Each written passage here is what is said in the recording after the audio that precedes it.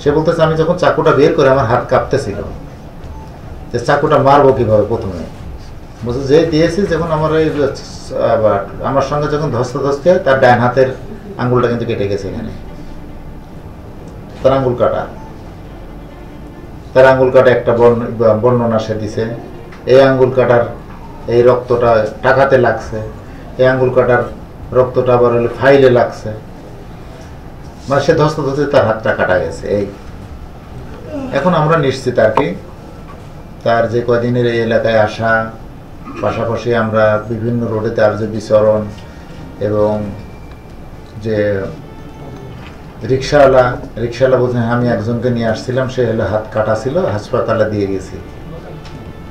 রিক্সাওয়ালার স্টেটমেন্ট সব কিছু মিলে আমাদের এই হত্যাকাণ্ডের সঙ্গে সে যে সরাসরি জড়িত এবং এটা ঘটিয়েছে এ ব্যাপারে আমরা নিশ্চিত হয়েছি।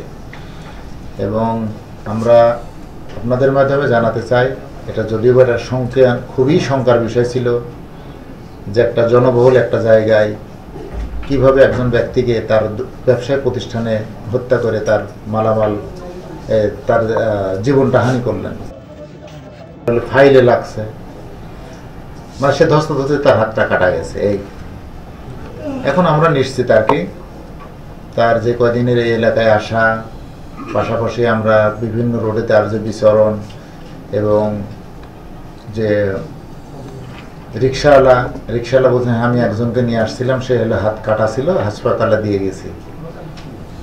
রিক্সাওয়ালার স্টেটমেন্ট সব কিছু মিলে আমাদের এই হত্যাকাণ্ডের সঙ্গে সে যে সরাসরি জড়িত এবং এটা ঘটিয়েছে এ ব্যাপারে আমরা নিশ্চিত হয়েছি। এবং আমরা আপনাদের মাধ্যমে জানাতে চাই, এটা যদিও এটা খুবই শঙ্কার বিষয় ছিল যে একটা জনবহুল একটা জায়গায় কিভাবে একজন ব্যক্তিকে তার ব্যবসায় প্রতিষ্ঠানে হত্যা করে তার মালামাল তার জীবনটা হানি করলেন।